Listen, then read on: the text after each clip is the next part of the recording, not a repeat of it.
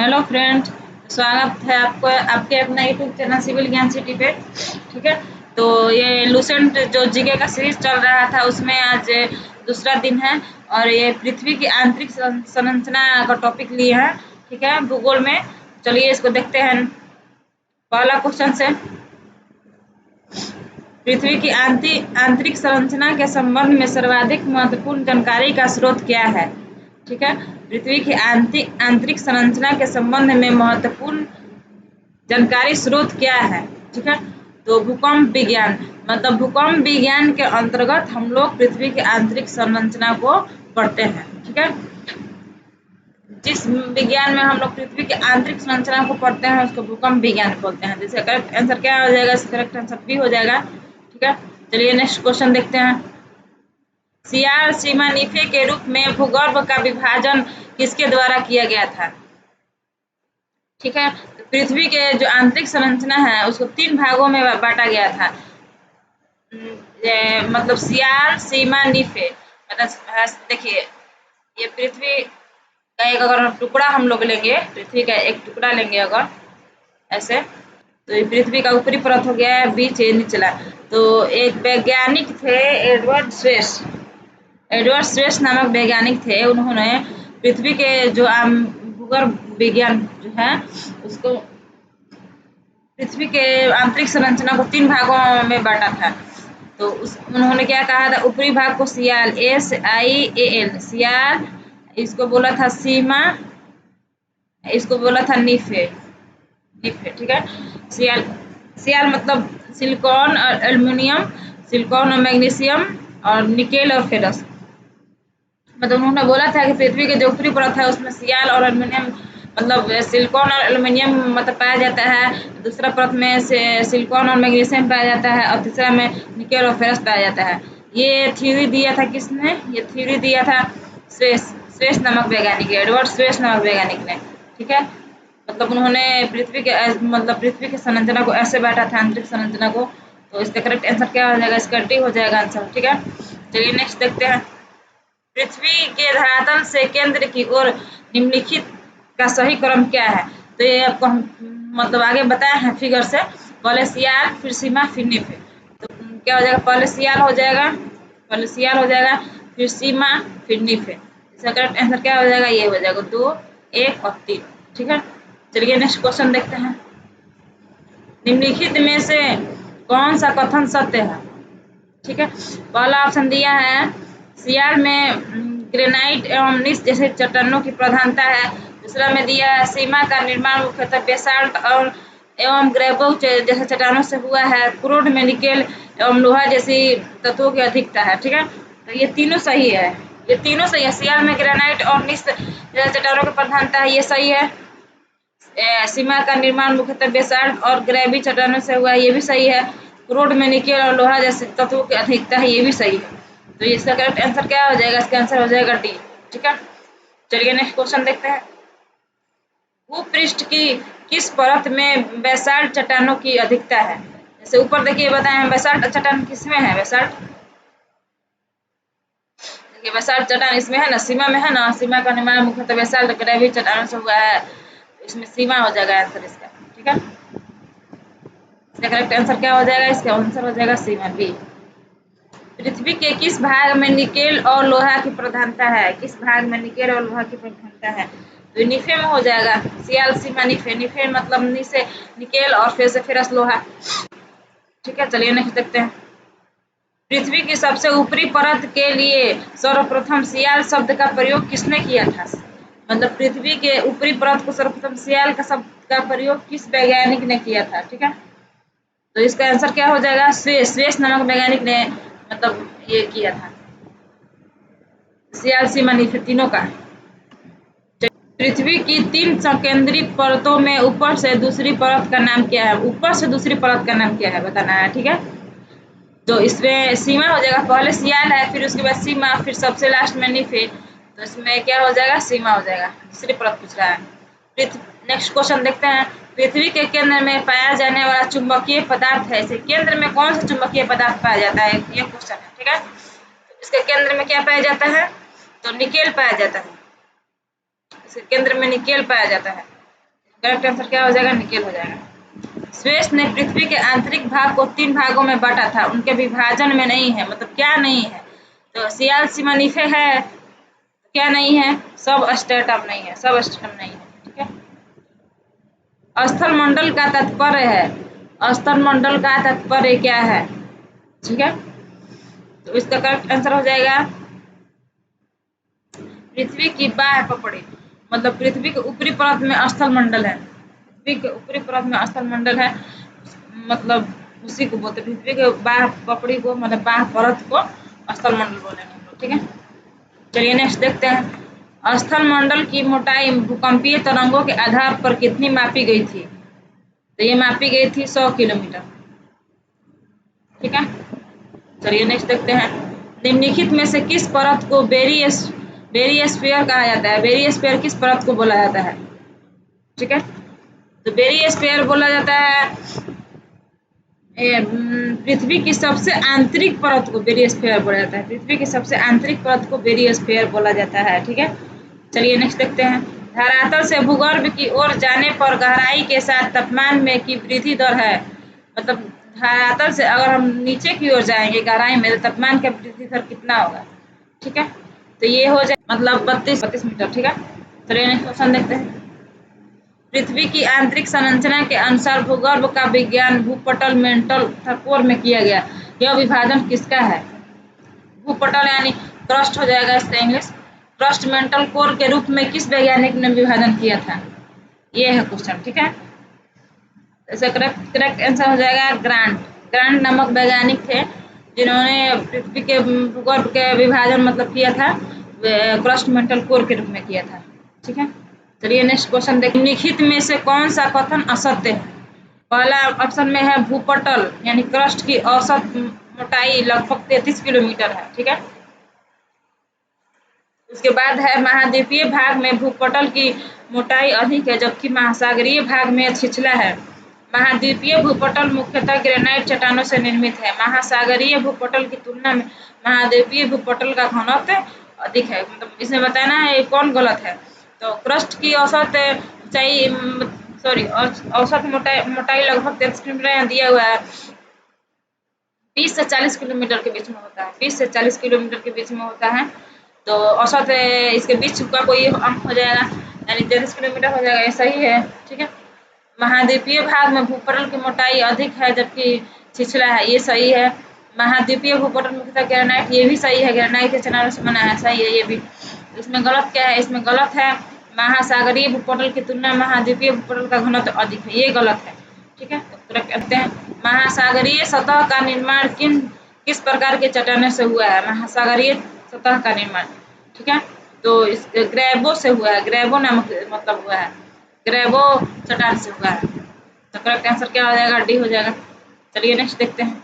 Mental के संबंध में निम्नलिखित में से कौन सा कथन असत्य है? इसकी गहराई 35 किलोमीटर से 2900 किलोमीटर तक है, ये सही है। ठीक है, इसका संपूर्ण भाग प्लास्टिक की अवस्था में है। पृथ्वी के आयतन का 83.5%, अंतरिक्ष का 67.8% भाग मेंटल है। इसका घनत्व 3.0 से लेकर 5.5 तक है, ये भी सही है, ये भी सही है। आयतन इतना है, द्रव्यमान इतना है। संपूर्ण भाग यहाँ दिया, संपूर्ण भाग प्लास्टिक और संपूर्ण भाग नहीं है प्लास्टिक की अवस्था में, लेकिन कुछ अर्ध भाग है, अर्ध तरल भाग है जो प्लास्टिक की अवस्था में है, संपूर्ण भाग नहीं है। ठीक है, तो इसका मतलब कौन सा इसमें गलत है? तो इसमें गलत है बी नंबर। ठीक है, चलिए नेक्स्ट देखते हैं। स्थल मंडल लिथोस्फीयर से सम्मिलित है, मतलब में सम्मिलित है। ऑप्शन है केवल ऊपरी भूपटल तथा निचली भूपटल दोनों, ऊपरी भूपटल, निचली भूपटल, मेंटल का ठोस ऊपरी भाग, इनमें से कोई नहीं। ठीक है, इसका करेक्ट आंसर हो जाएगा सी हो जाएगा इसका आंसर। ठीक है, ऊपरी भूपटल, निचली भूपटल और मेंटल का ठोस भाग। तब ऐसे देखिए फिगर अगर हम लोग बनाएंगे, ऐसे फिगर अगर बनाते हैं हम लोग, तो ये क्रस्ट मेंटल, ये क्रस्ट मेंटल कोर, तो ये ऊपरी है, ये निचला है, मतलब ये निचला है, और ये मेंटल का ऊपरी भाग है यहाँ तक, ये स्थल मंडल में आएगा, ये स्थल मंडल लिथोस्फीयर में आएगा। ठीक है, चलिए नेक्स्ट देखते हैं। नेक्स्ट क्वेश्चन देखते हैं। स्थल मंडल का विस्तार कितने किलोमीटर की गहराई तक है? स्थल, ये तो पीछे भी क्वेश्चन आ गया था। 100 किलोमीटर इसका आंसर होगा, 100 किलोमीटर। ठीक है, चलिए। निम्न में से किसको वाइट ऑफ द अर्थ कहा जाता है? वाइट ऑफ द अर्थ किसे कहा जाता है? White of the earth, crust, mantle, core और इनमें से कोई नहीं। ठीक है, तो इसका हो जाएगा बी नंबर हो जाएगा, मेंटल। कि मेंटल में ही ज्वालामुखी से जो के दौरान जो लावा निकलता है, मैग्मा निकलता है, इसी से निकलता है, मेंटल से, इसीलिए इसे वाइट ऑफ द अर्थ बोलते हैं। चलिए नेक्स्ट देखते हैं। मेंटल में निम्नलिखित में से किन तत्वों की प्रधानता है? मेंटल में किन तत्वों की प्रधानता है? तो सिलिका और मैग्नीशियम हो जाएगा। क्रस्ट, मेंटल, कोर, सीआर, सीमानिफे, सिलिका और मैग्नीशियम। ठीक है, तो करेक्ट आंसर क्या हो जाएगा? इसका सी हो जाएगा। चलिए नेक्स्ट देखते हैं। पृथ्वी के कुल द्रव्यमान का लगभग कितना प्रतिशत मेंटल में पाया जाता है? मेंटल में कितना प्रतिशत पाया जाता है कुल द्रव्यमान का? इसका आंसर हो जाएगा 68%। 68% सबसे ज्यादा यही होता है, मेंटल भाग ही होता है। और सबसे ज्यादा मेंटल भाग होता है, मतलब क्रस्ट होता है, वो 1% ही होता है क्रस्ट। मेंटल 68% होता है और कोर 16% होता है। ठीक है, सबसे ज्यादा यही होता है। मोह, नेक्स्ट क्वेश्चन देखते हैं। मोह असंबंधता स्थित है। मोह, ठीक है, तो क्या है कि ये देखिए, ऐसे पृथ्वी का एक परत का अगर टुकड़ा हम लोग लेंगे ऐसे ऐसे, तो ये क्रस्ट ऊपर का, मेंटल और ये कोर। ठीक है, तो क्रस्ट और मेंटल के बीच ये जो है, क्रस्ट और मेंटल, ये जो बीच में है, इसको मोह बोलते हैं। क्रस्ट और मेंटल को जो अलग करता है, क्रस्ट मेंटल को ये अलग करेगा ना, ये, तो इसको मोह बोलेंगे। मोह नामक वैज्ञानिक थे, इसको मोह रेखा बोलते हैं। और मेंटल और कोर को जो अलग करेगा, इसको गुटेनबर्ग बोलते हैं। गुटेनबर्ग इन दोनों परतों को अलग करने में गुटेनबर्ग, और क्रस्ट और मेंटल को मोह, और मेंटल और कोर को गुटेनबर्ग बोलते हैं। तो मोह, क्रस्ट और मेंटल। ठीक है, तो करेक्ट आंसर क्या हो जाएगा इसका? ए हो जाएगा, ए हो जाएगा। चलिए नेक्स्ट देखिए। कोर में किस तत्व की प्रधानता है? कोर में क्रस्ट, मेंटल, कोर, सीआर, सीमानिफे, तो लोहा और निकल हो जाएगा। चलिए नेक्स्ट देखते हैं। निम्नलिखित में से कौन सा असत्य है? महाद्वीप मुख्यतः ग्रेनाइट चट्टानों से निर्मित है, ये सही है। महासागरीय बेसिन में बेसाल्ट, ये भी सही है। कोर को बेरिस्फीयर के नाम से भी जाना जाता है, ये भी सही है। और ये पृथ्वी के समस्त आयतन का लगभग 68% एवं द्रव्यमान का इतना परसेंट मेंटल, ये उल्टा दिया हुआ है। द्रव्यमान होता है 68% और आयतन होता है 83.5। ये गलत हो जाएगा, तो करेक्ट आंसर क्या हो जाएगा? डी। नेक्स्ट देखते हैं। भूगर्भ में तापमान वृद्धि का कारण है। भूगर्भ में तापमान वृद्धि का कारण, ऑप्शन है दबाव, रेडियो सक्रियता, पदार्थों का विघटन, उपयुक्त दोनों इनमें से कोई नहीं है, तो इसका आंसर हो जाएगा दोनों। ये नेक्स्ट देखते हैं। गहराई में वृद्धि के अनुसार महाद्वीपीय भूपटल के विभिन्न परतों का सही क्रम है। मतलब परत में सबसे पहला परत में क्या होता है, दूसरा परत में किस तत्व का है, तीसरा परत में किस तत्व का, ये बताना है। ठीक है, तो ये हो जाएगा परतदार, ग्रेनाइट और बेसाल्ट। परतदार, ग्रेनाइट और बेसाल्ट। चलिए नेक्स्ट क्वेश्चन देखते हैं। भूपर्पट्टी पर पाए जाने वाले विभिन्न तत्वों की मात्रा का सही अवरोही क्रम है। सही अवरोही क्रम क्या है? तो भूपर्पट्टी पर पाए जाने विभिन्न तत्वों का मतलब ऐसे होता है, देखिए। उसियान फेंकना, ऐसे मतलब एक ट्रिक है, ऐसे हम लोग ट्रिक बना सकते हैं। ये देखिए, ओ से ओ, सी एल, ओसियाल हो गया, ओ सी एल ओसियाल, और फेंकना से F E C A N A, यानी कैल्शियम। ये फेरस हो जाएगा, ऑक्सीजन, फ्लोरीन, अल्मोनियम। ठीक है, तो ओसियाल फेंकना ऐसे हम लोग याद कर सकते हैं। ये सोडियम, कैल्शियम, सोडियम। ठीक है, देखिए, तो ओसियाल फेंकना, तो ऑक्सीजन, सिलिकॉन, लोहा, एल्युमिनियम, है ना, ये यहाँ पे ये हो जाएगा। ऐसे मतलब ये ट्रिक है एक तरह का याद करने का। ओसियाल फेंकना, भूपर्पट्टी में पाए जाने विभिन्न तत्वों के मतलब सही क्रम में ऐसे याद कर सकते हैं इसको। ठीक है, चलिए नेक्स्ट क्वेश्चन है। पृथ्वी के ऊपर पट्टी में कौन सा तत्व प्रचुर मात्रा में पाया जाता है?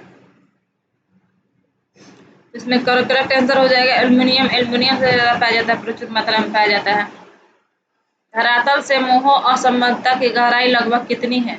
मोह जो रेखा था उसकी लंबाई मतलब कितना है, जो मोह रेखा खींचा गया था। तो इसका करेक्ट आंसर हो जाएगा 30 किलोमीटर। पृथ्वी ग्रह की संरचना में प्रवाह मेंटल के नीचे क्रोड निम्नलिखित में से किस एक से बना है? क्रोड किससे बना हुआ है ये पूछ रहा है, ठीक है। तो इस लौह से बना हुआ है, लोहा से। क्रस्ट मेंटल कोर लोहा से बना है, ठीक है। चलिए नेक्स्ट देखते हैं। वलय क्रिया किसका परिणाम है? वलय क्रिया किसका परिणाम है? तो ये हो जाएगा पर्वत निर्माणकारी बल। पर्वत निर्माणकारी बल। चलिए नेक्स्ट देखते हैं। मिश्रित धातुओं और सिलिकेटों से बनी धरती की परत कहलाती है, क्या कहलाती है धरती की परत, ठीक है। इसमें हो जाएगा सियार। सियार हो जाएगा। मिश्रित धातुओं और सिलिकेट से बनी धरती की परत को सीएल बोलते हैं। चलिए नेक्स्ट देखते हैं। गुटेनबर्ग असंबद्धता पृथ्वी के किन दो परतों के बीच? पीछे हम बताए हैं आप लोगों को, मोह और गुटेनबर्ग। तो मोह था क्रस्ट और मेंटल के बीच, ये मेंटल और कोर के बीच हो जाएगा। इसका करेक्ट आंसर क्या हो जाएगा? बी हो जाएगा, मेंटल और कोर। नेक्स्ट क्वेश्चन देखते हैं। महाद्वीप और महासागर किस श्रेणी के उच्चावच है? ये अगला टॉपिक आ गया, ठीक है। अगला टॉपिक, आज दो टॉपिक ले लिए हैं, महासागर एवं महाद्वीपीय नितल की उत्पत्ति। तो महासागर और महाद्वीपीय किस श्रेणी के उच्चावच है? किस श्रेणी के उच्चावच है? तो उबड़ खाबड़ आकृति को, मतलब पृथ्वी को उबड़ खाबड़ जो आकृति है उसको हम लोग उच्चावच बोलते हैं। इस उच्चावच को 3 भागों में बांटा गया है, प्रथम श्रेणी, द्वितीय श्रेणी और तृतीय श्रेणी में, ठीक है। तो प्रथम श्रेणी में महाद्वीपीय महासागर आते हैं, द्वितीय श्रेणी में पर्वत, पहाड़, मैदान, मरुस्थल ये सब आते हैं, तृतीय श्रेणी में बी आकार की घाटी, एस आकार की घाटी, जलप्रपात जो नदियों द्वारा बनता है घाटी, वो आता है, ठीक है। तो महासागर और महाद्वीप किसके मतलब किस श्रेणी के हैं? तो प्रथम श्रेणी के हैं। तो करेक्ट आंसर ए हो जाएगा। चलिए नेक्स्ट देखते हैं। पृथ्वी के धरातल के कितने प्रतिशत भाग पर महाद्वीपों का विस्तार पाया जाता है? कितने प्रतिशत भाग पर महाद्वीप है? आंसर हो जाएगा 30.2% पे। महाद्वीपीय प्रवाह सिद्धांत के प्रवर्ता हैं। महाद्वीपीय प्रवाह सिद्धांत का मतलब किसने दिया था? तो ये हो जाएगा वेगनर। वेगनर नामक वैज्ञानिक थे जिन्होंने महाद्वीपीय प्रवाह सिद्धांत दिया था, ठीक है। कार्बोनिफेरस युग में विश्व में संपूर्ण महाद्वीप आपस में मिले हुए थे, यह किसकी मान्यता है? ये किसकी मान्यता है कि मतलब आपस में मिले हुए थे सभी महाद्वीप, ठीक है। उसका करेक्ट आंसर हो जाए वेगनर। वेगनर ने ये बोला था। चलिए नेक्स्ट देखते हैं। प्लेट विवर्तनिकी सिद्धांत किस वर्ष प्रस्तुत किया गया था? मतलब प्लेट विवर्तनिक सिद्धांत किस वर्ष दिया गया था? इसका करेक्ट आंसर हो जाएगा 1960। 1960 में प्लेट विवर्तनिक सिद्धांत दिया गया था। नेक्स्ट क्वेश्चन है, प्लेट विवर्तनिक सिद्धांत का प्रतिपादन किसने किया था? तो इसका प्रतिपादन किया था हैरी हैश ने। हैरी हैश नामक मतलब थे वैज्ञानिक, उन्होंने प्लेट विवर्तनिक सिद्धांत दिया था, ठीक है। वेगनर के अनुसार महाद्वीपीय विस्थापन जिस देश में हुआ वह देश मतलब जिस दिशा में हुआ वह है, ठीक है। इसका करेक्ट आंसर हो जाएगा भूमध्य रेखा व पश्चिमी। भूमध्य रेखा व पश्चिमी। चलिए नेक्स्ट देखते हैं। वेगनर के अनुसार पेंजिया का विखंडन किस युग में प्रारंभ हुआ? किस युग में पेंजिया का विखंडन हुआ? पेंजिया का विखंडन किस रूप में हुआ? तो पहले ये क्या था, ये मतलब पेंजिया था, फिर उसके बाद पेंथलासा था, ठीक है। ये पेंजिया पेंथलासा, फिर धीरे धीरे ये पेंजिया क्या हुआ, ये 2 भागों में बट गया, मतलब ये 2 टुकड़ों में बट गया। ये अंगारा लैंड, ये गोंडवाना लैंड, और इसके बीच में तेथिस सागर हो गया, ठीक है। तो किस युग में हुआ था? तो ये हुआ था कार्बोनिफेरस युग में। करेक्ट आंसर क्या हो जाएगा? सी हो जाएगा, ठीक है। नेक्स्ट देखते हैं। वेगनर के अनुसार निम्नलिखित में से कौन सा कथन असत्य है? इसमें बताना है ये कौन सा कथन असत्य है, ठीक है। ऑप्शन है, कार्बोनिफेरस युग में विश्व के सभी महाद्वीप आपस में जुड़े हुए थे जिसे उन्होंने पेंजिया कहा। ये तो सही है, अभी पढ़ा है हम लोग, ठीक है। पेंजिया तेथिस सागर नामक महासागर से घिरा हुआ था। उत्तरी अमेरिका, यूरोप आदि अंगारा लैंड के भाग हैं। अंटार्कटिका गोंडवाना लैंड का अंग था, भाग थे और अंग था, ठीक है।